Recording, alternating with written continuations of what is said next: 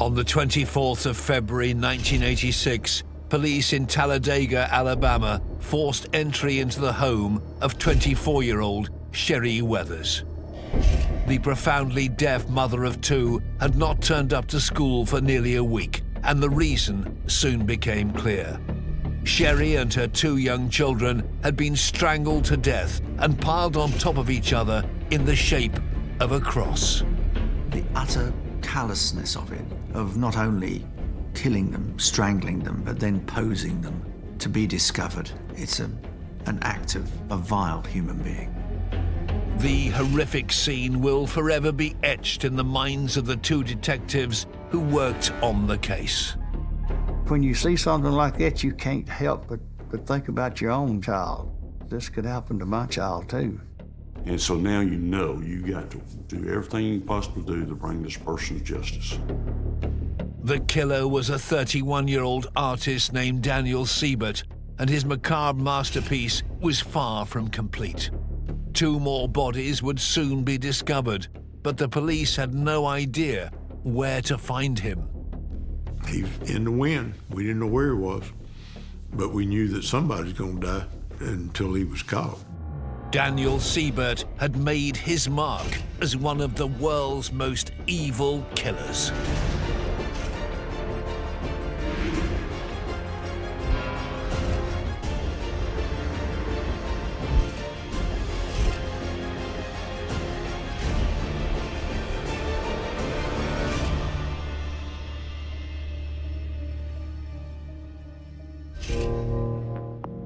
When 33-year-old Daniel Siebert was sentenced to death for the murder of Linda Jarman on the 17th of April 1987, it signaled the end of the killer's cold-blooded career. On the 19th of August, he received a second death sentence for the murders of Sheri Weathers and her two children. Officially found guilty of 5 murders, authorities believe that Siebert was responsible for many other deaths across the US in the mid-1980s. Homicide detective Eugene Jacks was part of the policing team who hunted the killer for over 6 months before his dramatic arrest in September 1986. He killed Sheri because she was deaf, and she would never amount to anything because she was deaf. He killed those two little boys because their mother was dead, and they would never amount to anything because they wouldn't have a mother. He killed Linda Jarman to get her car. He says he killed Linda Odom because she was a racist. I think he just killed people because he liked to kill people. In a series of interviews with the killer, Eugene learned a lot about just how callous Daniel Siebert could be. If you didn't know what kind of monster he really was, you could actually like him, but he had no compassion for anyone, no feelings for anyone. These people didn't matter to him, not at all. He didn't hate them. He just didn't have any feelings for them, none whatsoever. This killer's story begins in Mattoon, Illinois, a small city in America's Midwest. Siebert was born in 1954, so these were the post-war years in the US. The economy was starting to boom. We have the idea of the American dream, but I think when we look behind closed doors at his family life, it was anything but that. There are reports of abuse from his father towards his mother and towards him. Father was an aggressive man. He mistreated both Danny and his mother. He was a man who was violent and abusive and controlling. And this is the role model of masculinity that Siebert grows up with. So I think that there is a real sense of shame that Siebert maintains throughout his life. And having been victimized, I think that Siebert was always trying to turn the tables and be the aggressor. Siebert's parents divorced in 1968, just a month before his 14th birthday. The young man's life began to spiral out of control. He became addicted to drugs. He had got into prostitution, himself acting as a male prostitute. I think there were several warning signs in Siebert's childhood and adolescence that point towards a very troubled individual. He's somebody who could not make relationships work with other people. He didn't relate to his peers particularly well. There was a feeling of rejection from the family environment. And it's this sense of isolation and later the choice to be isolated, which is something that's very concerning for me. There was nothing about him that could be described as ordered. He was like a Catherine wheel, going round and round in every single direction, a firework. Aged 18 and looking for some stability in his life, Siebert enrolled with the military in 1972. Siebert's decision to try and join the Marines is a really, really interesting part of this case because it's what that decision symbolises. The Marines symbolise this alpha male, this toughness, this kind of real American hero type persona. And I think Siebert wanted to try and live up to that. Unfortunately, he couldn't deal with the order the Marines brought him. And quickly, well, within a year, went absent without leave. After being dishonourably discharged from the Marines, Siebert was once again at a loose end. But the troubled young man had a hidden talent that soon began to flourish. One thing that Siebert excelled at was as an artist. It was the only thing he was good at. You can tell by looking at some of his drawings, it was just, I think he was expressing his fantasies in his drawings. That's how he got started with that. He was quite a person. I mean, he had an engaging personality. Enjoyable to talk with, really. If you didn't know what kind of person he was down deep, you would actually enjoy sitting and talking with him. But life for the charming young artist remained difficult. Between 1972 and 1978, he was principally based in Los Angeles. And there were a series of offences, drug offences, some violence, charges of battery. It was a life lived on the edge, on the fringes of society and on the fringes of the law. By January 1979, 24-year-old Siebert was living in Las Vegas. He was in a relationship with a male partner. It was reportedly an abusive one that ended with him fatally stabbing his lover.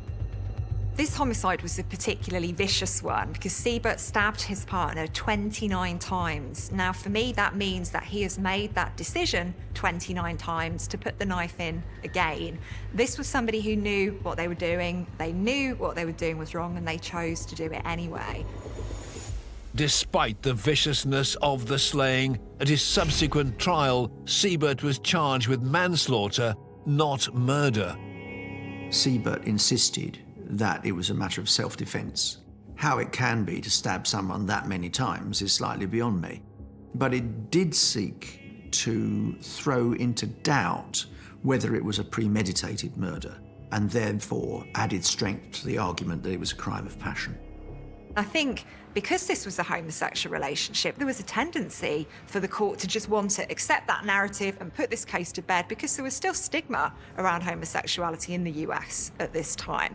And I think that was perhaps what drove this offence in the first place, because a lot of violence has its roots in shame. I think Siebert was fundamentally ashamed of who he was. He never accepted who he was. He never felt that society would accept him for his true identity. So I think this early offence is so important, and the criminal justice system's reaction to it was just not good enough.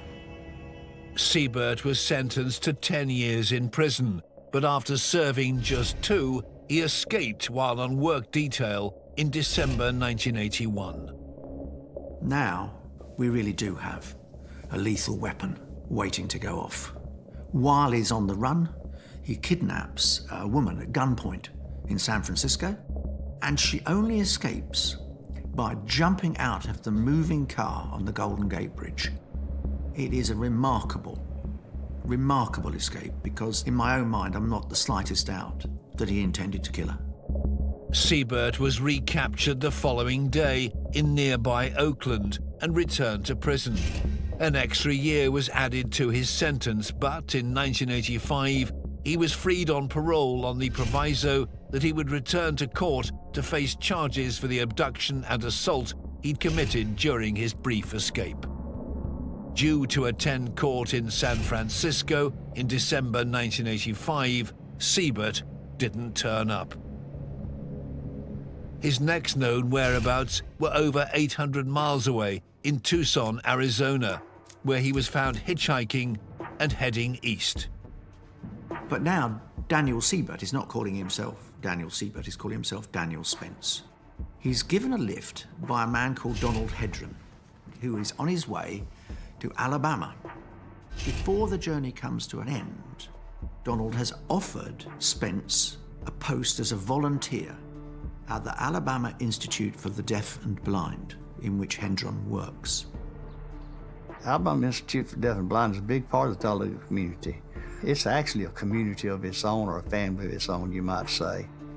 And he has, superficially at least, the perfect cover. Artistic young man, happy to volunteer at an institute for those with deafness and blindness. Leaving his troubles in California far behind him, Siebert settled down in Talladega, Alabama in January 1986. Working at the AIDB, he had a new identity and a new community of friends. After he arrived here, people realized that he was an accomplished artist, and he was asked to do a mural at AIDB, which he did. And that's one of the reasons he stayed here for a while, was doing that mural. Once again, he hid in plain sight. The affable art volunteer, friend of Donald, welcome in the Institute. And then, and it's almost heartbreaking, he meets Sheri Weathers, a 24-year-old deaf mother of 2 small boys, and they form a relationship. A new circle of friends had welcomed 31-year-old Daniel Siebert into their lives with open arms. But they had no idea they'd allowed a brutal killer into their close-knit community. Siebert spent much of his time at the apartment of his new girlfriend, 24-year-old Sheri Weathers. By the 24th of February, Sheri, a single mother of 2, hadn't turned up at the school for almost a week.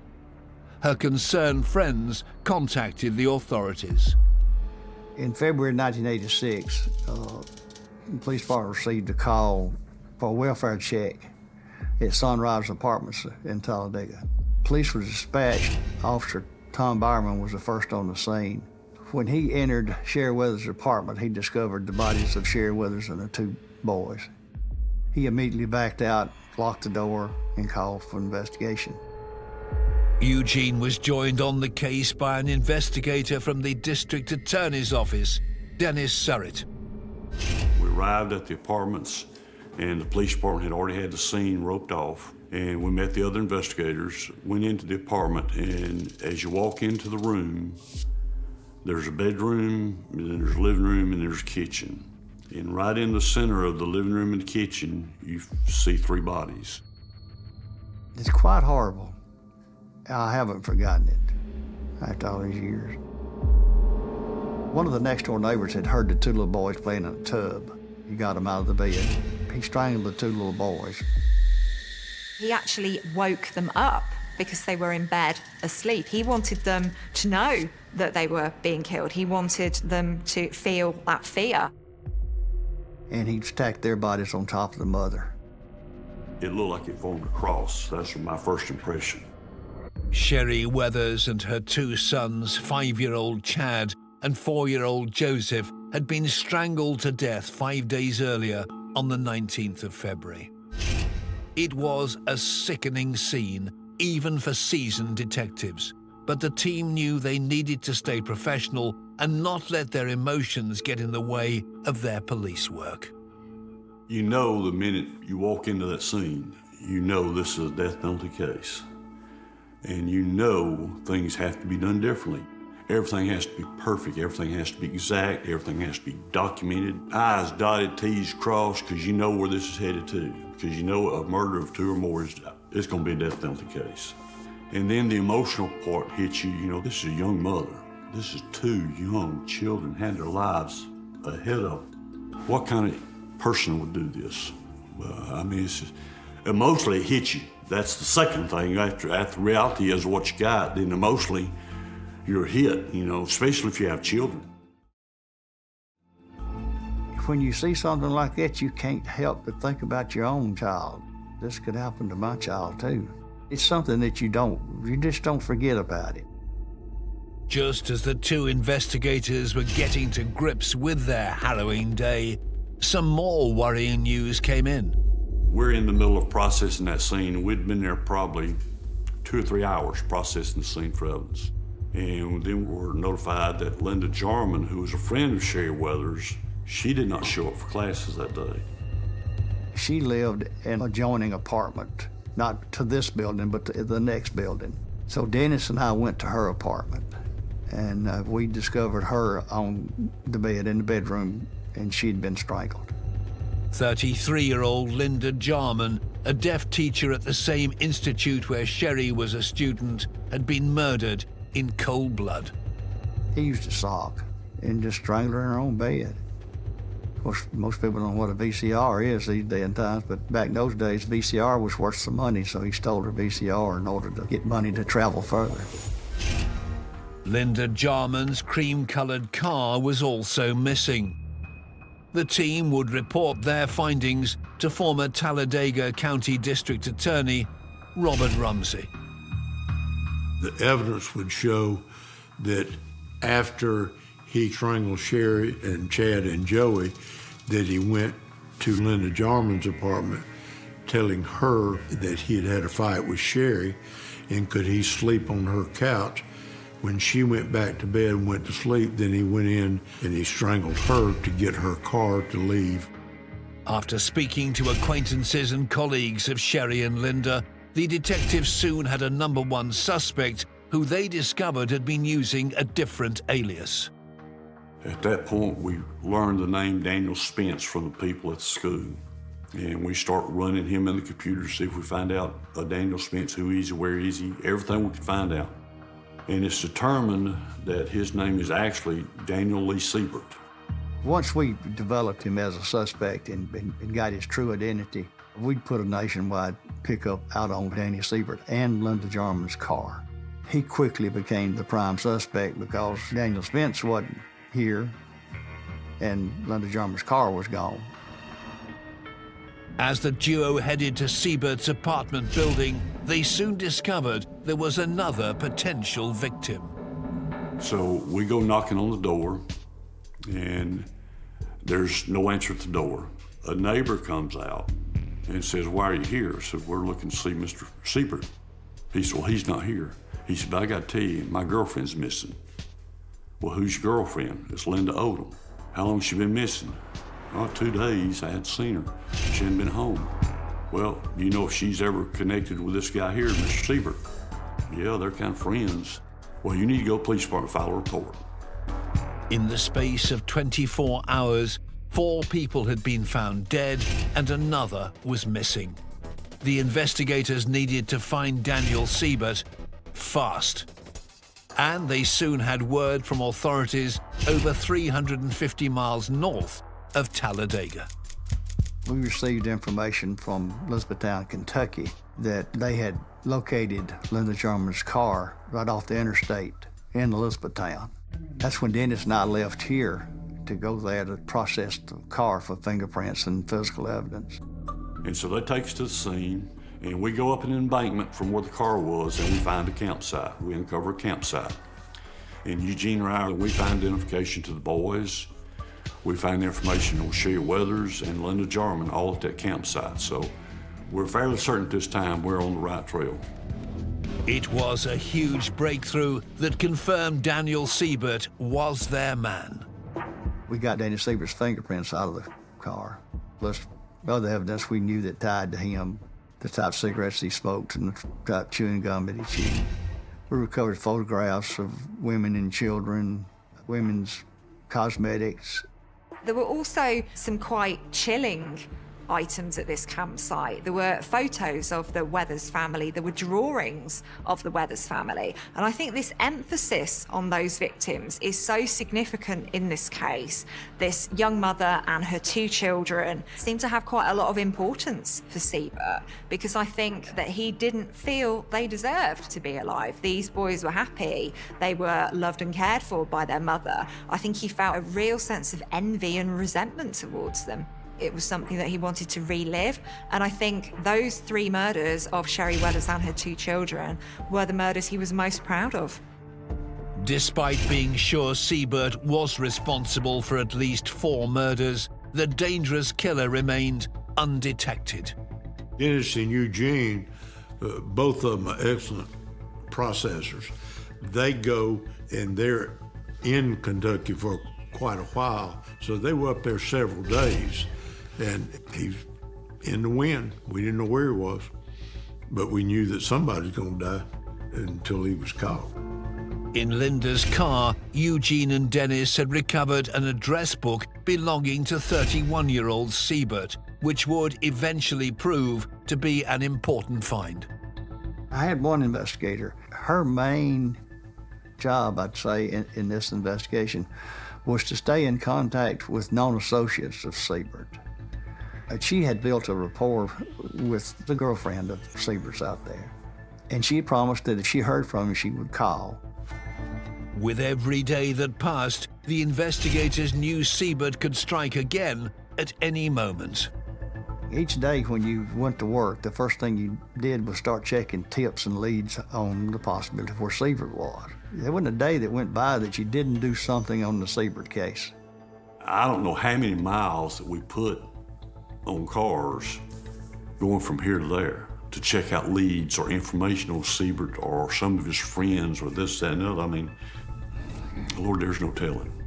As days turned into weeks and weeks into months, Siebert's location remained a mystery. The investigators desperately searched in vain. But in reality, he was over 900 miles from Talladega, Alabama, in New Jersey, and was about to claim another victim, 57-year-old tour guide Beatrice McDougal. Daniel Siebert was in Atlantic City, staying in a hotel. On March 8th of 1986, walks by a room of a Mrs. McDougal that was a tour guide. She was fixing up for a reception for a hospitality room. He would have deduced fairly quickly that she's a tour guide, so she's likely to have some cash on her. Siebert was determined to get his hands on Beatrice's money by any means necessary. And he goes in there and kills her.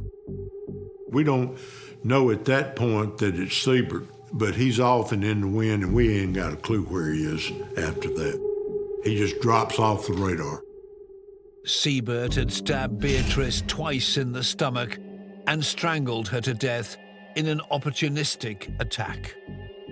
I think that there is just no regard for the rights or the feelings of other people. It's all about him. He needs money at this point in time because he's on the run. He also wants to kill any potential witness to this crime of theft. So her life was just not considered valuable by him. As Siebert remained undetected, the bad news continued for investigators in Alabama. On the 30th of March 1986, another victim of the 31-year-old artist would be discovered. We're all actually at the DA's office working on another case, and we get a call that we've got a body. And just outside of Talladega, there's a little cemetery on the left-hand side of Alabama Highway 21. And there we find a skeletonized body.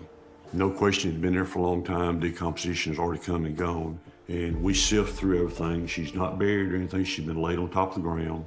We know it's female, and that's all we know. And we sift through the pine straw and everything, looking for all the bones, the teeth, and this, that, and the other that we could find to identify. And ultimately, she is identified as Linda Odom, the girl that was missing from the next-door neighbor of Siebert. The timeline suggested that 32-year-old cocktail waitress Linda Odom was Siebert's first victim.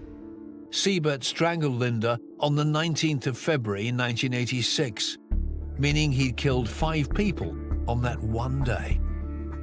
Linda's body was taken to Siebert's apartment, and he disposes of the body by lowering it in sheets out of the window and then taking it to a nearby cemetery to dispose of it.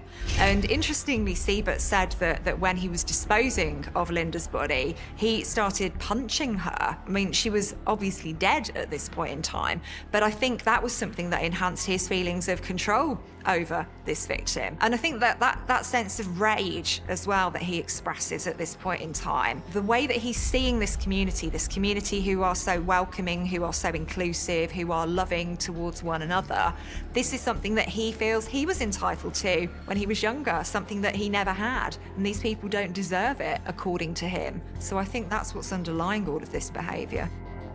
This is a young girl. She didn't deserve what happened to her, but she just dumped in the cemetery. That kind of hurts your heart that somebody is so cruel to do something like that. What the detectives in Alabama didn't know is that by now, Siebert was in prison in New Jersey, serving 61 days for assaulting a woman.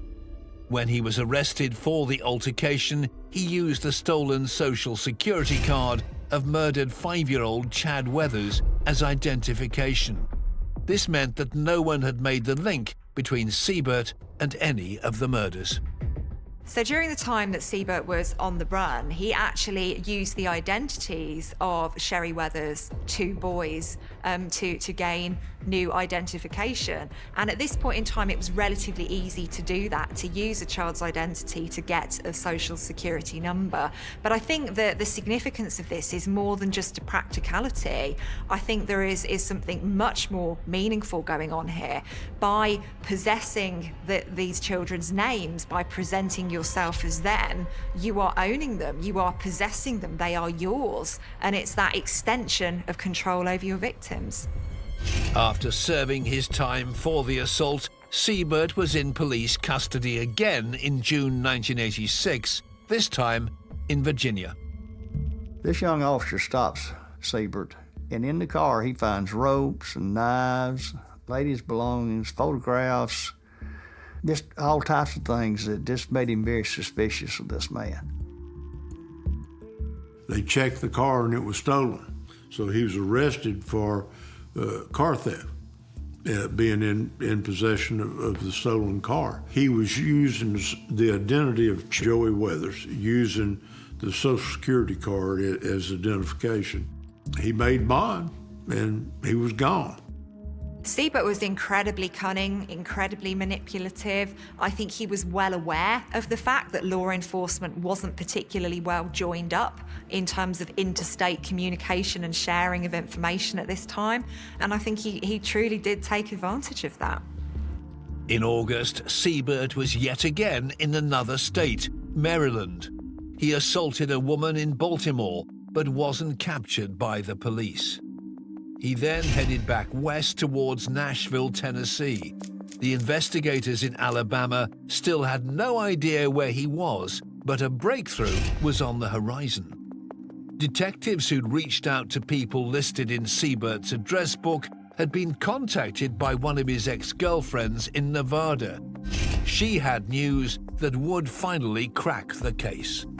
This lady calls from out there and says that she had just spoken with Daniel Siebert on the phone. And he told her what time it was where he was at. And she could hear thunder.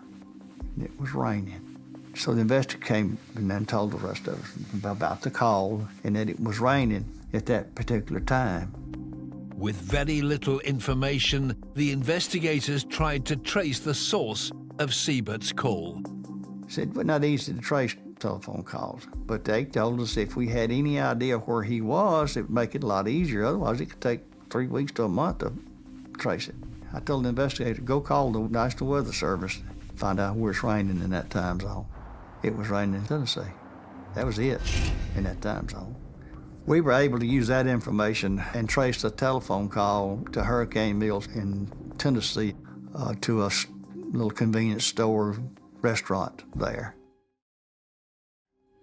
It was a stunning revelation. detectives could now pinpoint Siebert to the small community of Hurricane Mills, Tennessee, 70 miles west of Nashville. So I called the district attorney, told him we're going to Tennessee. He said, okay, I'm coming with you. There's no question we were keyed up because we spent 6 months and no telling how many trips, not me, but how many trips with the investigators and stuff had gone running down every little lead that they could come up with, which really had proved fruitless. But this is a live hit now. So we all loaded up in cars, headed to Tennessee. I called TBI, which is Tennessee Bureau of Investigation. This is what we've got going on. We've got him traced to this location, and we're headed that way.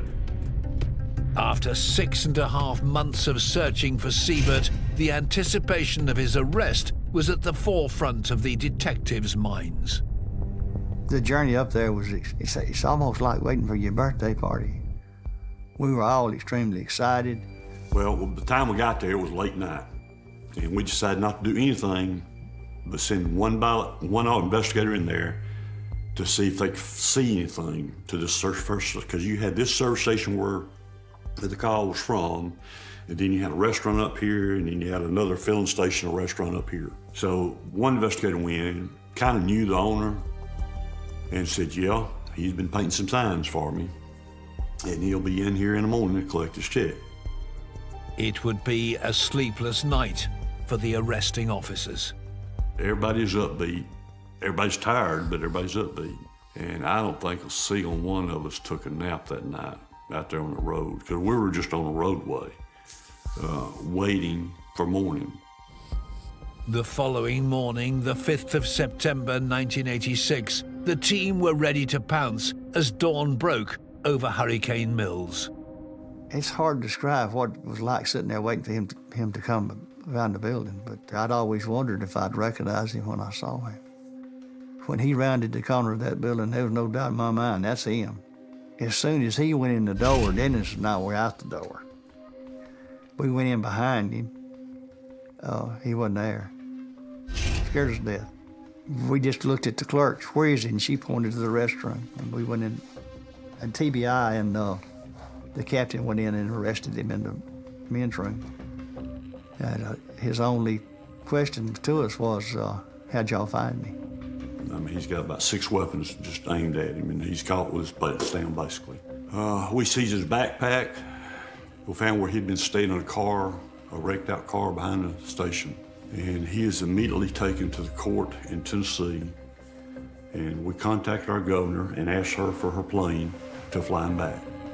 Finally, Daniel Siebert was in police custody. He would never be free again. I mean, man alive, you can't imagine the relief you feel. We've got him. He's not going to hurt anybody else. And there again, you're thinking of Sheri, and you're thinking of the babies, and Linda, and Linda Odom. You're thinking about them. Okay, we can put everybody to rest now. And it's the best feeling in the world. The police had their man, but the job was far from done. Detectives were certain he was responsible for the murders of 5 people in the small community. Linda Odom, Linda Jarman, Sheri Weathers, and her 2 sons, Chad and Joey. Investigators had stacks of evidence against Siebert, but they were hoping an interview with the 32-year-old would uncover even more secrets. It was tense for me, and I'm sure it was for the captain, because we were wanting to get a confession. This was the end of a long, hard battle for us, and we wanted him to admit what he had done.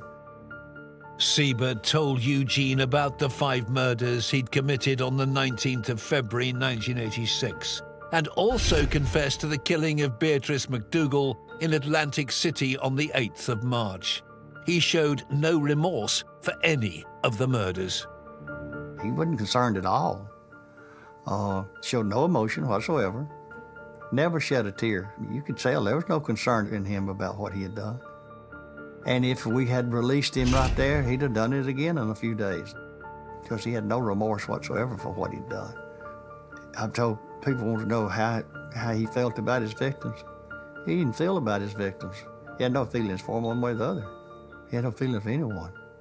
I don't know that he really felt anything about himself, to be honest with you. He had no feelings. I think he was a psychopath. I think he demonstrated every normal, or if you can use the word normal when applied to a psychopath, every possible psychopathic tendency, an utter lack of remorse, an utter lack of conscience, an utter lack of empathy with other people. They were simply objects. Siebert also confessed to another murder that predated any of the other 6, whilst he was lodging with Donald Hendron in Alabama. It's early February 1986.